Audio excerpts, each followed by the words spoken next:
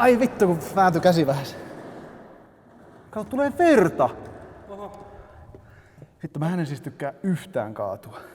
Mä yleensä teen kaikkeni, jotta näin ei tapahtuisi. Tuolla nuorten parissa kun on töissä, niin maanantaina lyhytihainen paita päälle, niin haavoja ja tatskoja. Katsovat heti, että vitsi mitä cooli tyyppi. Että en kyllä soita yhtään suutani sitten tänään.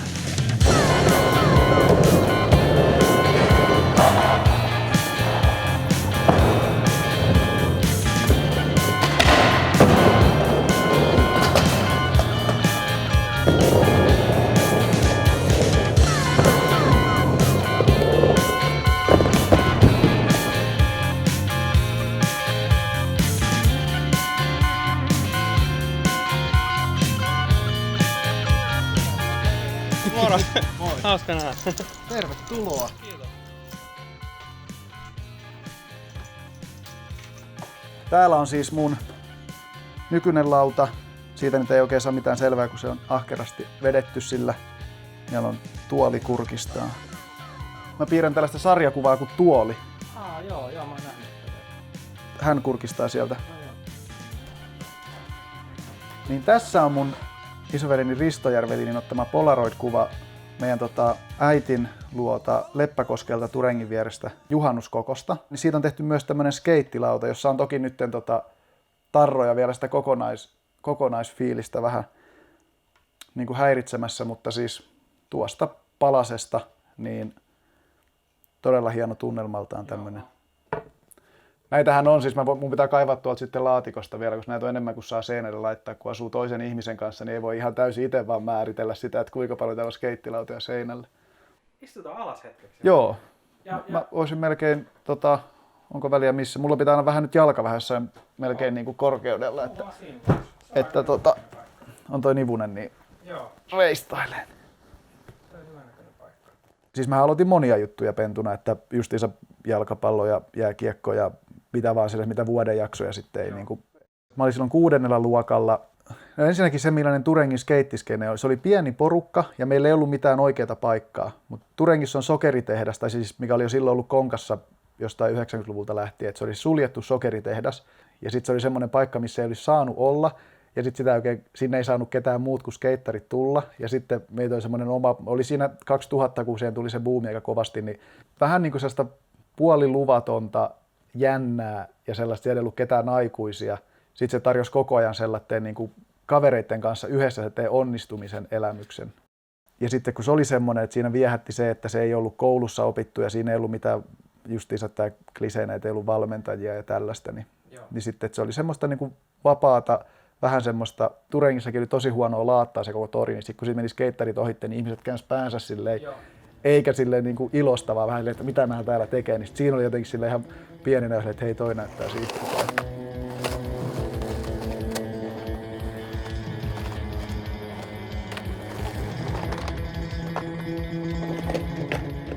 Vaikea nähdä sitä silleen ulkoapäin, mutta kyllä mä veikkaan, että se on edelleen silleen aika niin kuin rajua ja sellaista, että se on tavallaan eri juttu kuin se, että mitä sä harrastat, niin silleen, että että salibändyä ja jotain mitä tikaheittoa, mitä porukka harrastaakaan, mutta skeittaus on kuitenkin sanottu okei, että huomaa just uudessa työssä, kun on aloittanut, niin kyllä siinä niin semmoinen, tai onko kuvittelemaan sen vaan, että on työkaverit, että ai sä skeittaat silleen, joo mä oon skeittari.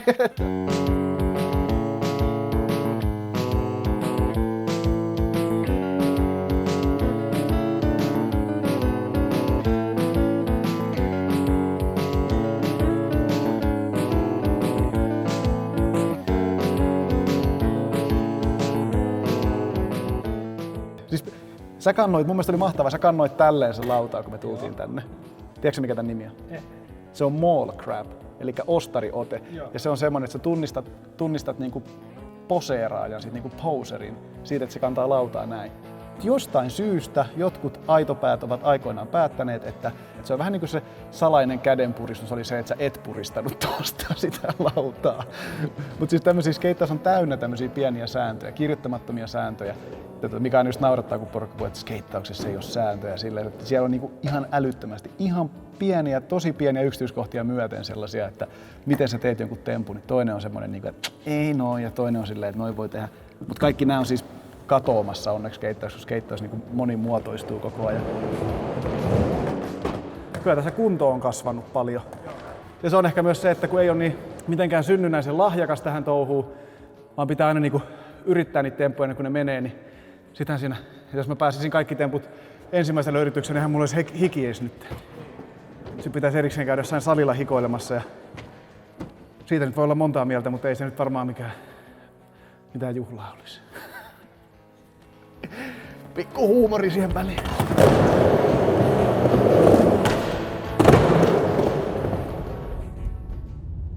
Niin se hallitilanne on Suomessa niinku ongelmallisin. Et ulkoskeittauspaikkoja on silleen niinku aivan hyvin, mutta se on justiinsa se, että niitä talvihalleja ei hirveämmin oo. Enkä mä tiedä silleensä, että kuinka moni nyt oikeesti lähtee muuttamaan kaupungista toiseen hallin takia. Ja sehän se on toi niinku olympialainen skeittauksissa juttukin, niin sellainen niinku ainoa hyöty mikä siitä on, niin siinä voi niinku just sanoa noille päättäjille silleensä, että täältä tulisi kuulkaa uutta olympiamitalia Suomeen ja bla bla bla, mikä nyt tuntuu niinku merkkaavan joillekin päättäville elimille sellaisen, että se nyt on tärkeä juttu, että saada joku kultamitali tai edes joku mitali Suomeen, niin sillä sitä varmaan sitten saa silleensä, että no pörkele, että voisihan se kumia, kun voitais sitten kotikyliltä lohkaista silleen joku tonttia. Ei mulla silleensä ollut kyllä mitään valittamista siinä Helsingissä asumisessa tai tälleensä. Sitten mun puoliso Anna on täältä kotoisin ja hänelle se Helsinki oli vähän liian iso ja hektinen ja hän kaipasi tänne takaisin. Ja itsellä oli silleensä, että ihan voisi varmaan vaihtelu virkistääkin. Boys night out. Käy. Annakin muutti Oulusta Helsinkiin silloin meidän parisuhteen takia, niin tokihan sitä nyt itse pitää olla valmis muuttamaan sitten toiseen suuntaan. Mutta sitten oikeastaan kun se teki sen päätöksen, niin sitten oli vaan, että ei vitsi, että mä oonkin kaivannut jotain tällaista ja kyllä tää niinku tuntui jotenkin tosi sellaiselta oikea-aikaiselta ja sille, että oli niinku hyvä päätös.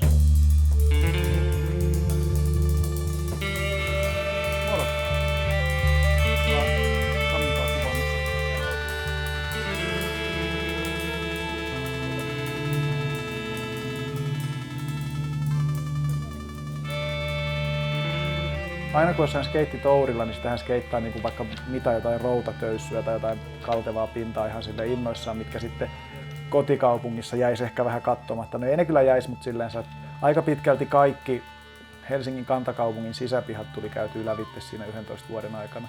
Niin se kun muutti tänne ja sitten on ihan älyttömästi kaikkea uutta skeitattavaa, mitä sitten paikallista on taas silleen, että eihän täällä ole mitään spotteja. Sitten on silleen, että täällä on ihan älyttömästi spotteja. Että vaikka mitä skeitattavaa, niin kyllä se niin oli tosi semmoinen piristysruiske tuohon omaan skeittaukseen se tänne muuttaminen.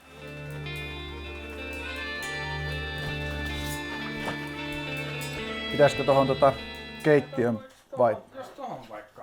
Se on hyvän näköinen. Te aloititte Arsikevan kanssa näitä tekemään. Joo, Arsi laittoi mulle viestin, että ruvetaanko tekemään skeittilehteä. Sitten mä olin, että ruvetaan. Sitten me ruvettiin tekemään ja no olisiko joku 3-4 numeron kohdalla ehkä silleen, että Arsilla rupesi olemaan niin muutakin tekemistä.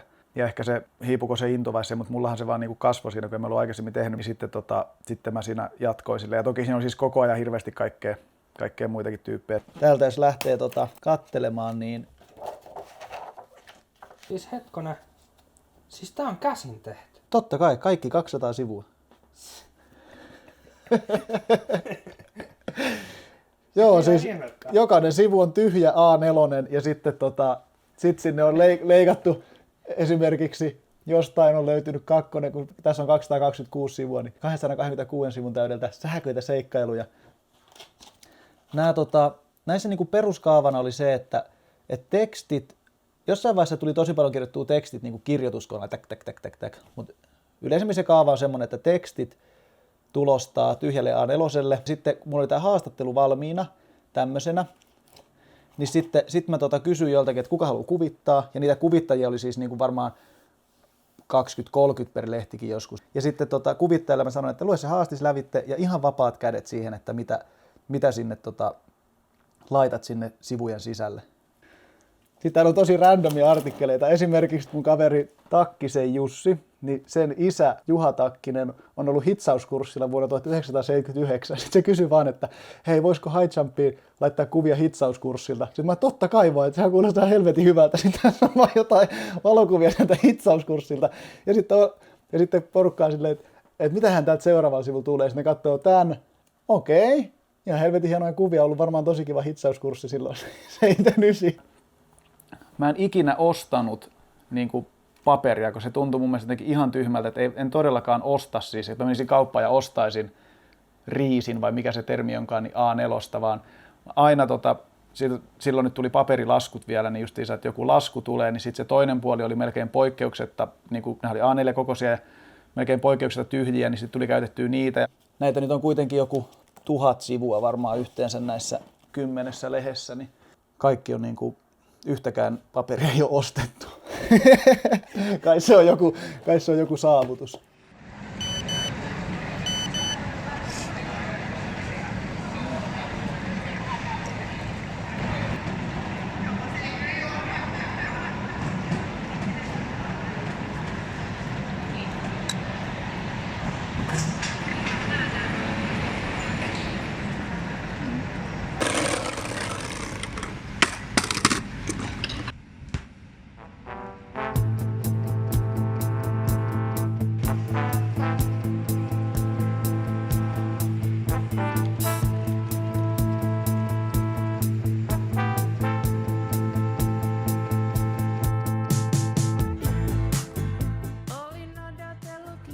Tavallaan niin kuin, mähän on varmaan niin kuin määritelmällisesti tubettaja. Ja se tuntuu niin jotenkin kaukaiselta itselle, että okei, että onko se tubettaja tai niin vloggaaks ja sit silleen, että ei saatana, että toihan nyt on vaan tommosia, niin kuin, mitä itsellä on tosi vahvasti jotain ennakkokäsityksiä jostain. Niin.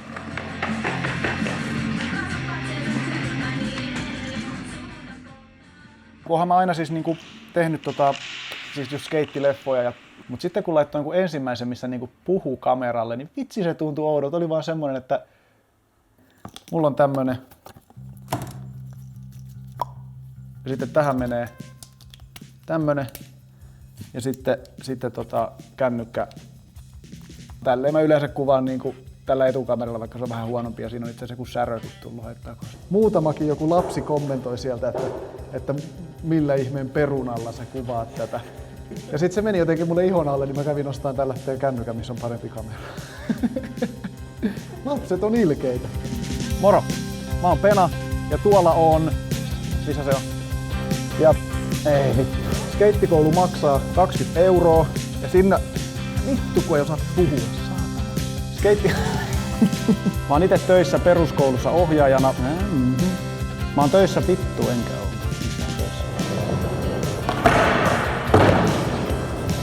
Mä oon siis töissä. Vittu ei tällaista pysty tekemään. Kun ajattelee, että mikä tyyppi mä oon, niin sit mulla on tiettyjä piirteitä siellä. Mä oon se laatikko ja sit on niinku tiettyjä piirteitä. Sitten yhtäkkiä kun sinne laittaa semmoinen tubettajapalikan sinne omaan laatikkoon, niin on sit vähän silleen, että ei toi kyllä kuulu tonne. Siinä on vähän silleen.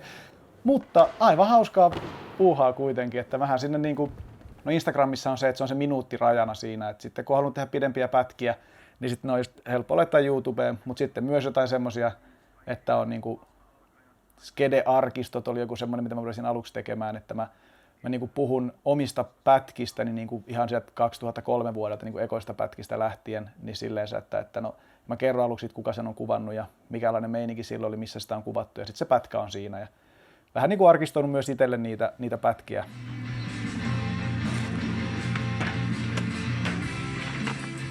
Siis ei tarvitse varmaan joku 5 vuotta taaksepäin ja katsoa sellainen niin kuin joku yleiskatsaus skeittaukseen, niin se on paljon enemmän sitä niin kuin saman pienen niin kuin temppupussin käyttöä kaikille.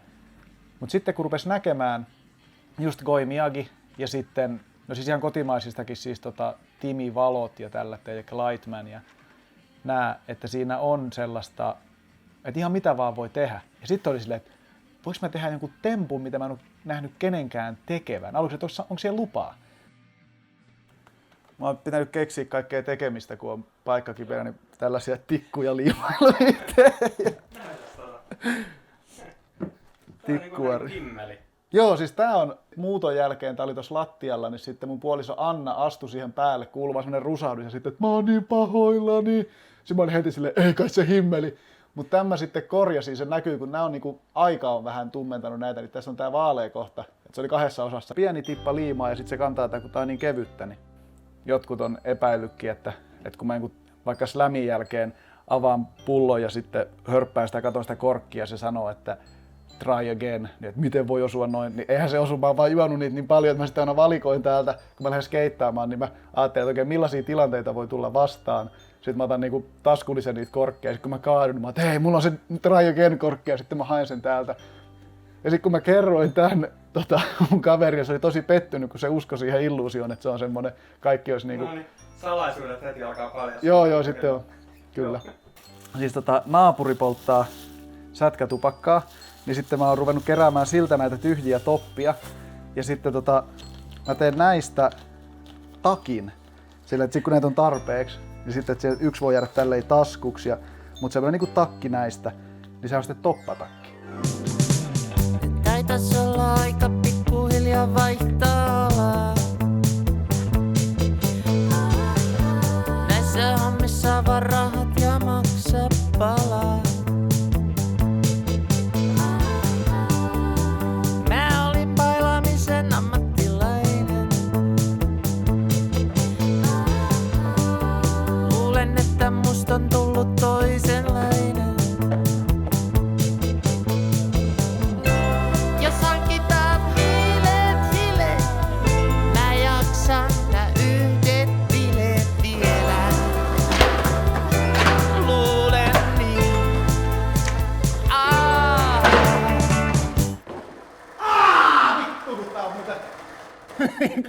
Ei se haittaisi, jos sattuisi silleen jossain vaikeissa tempussa. Tommonen köpö pikku vollie ja ei edes mennyt hirveän hyvin toisten. Voi helvetti. Mä tahtoisin olla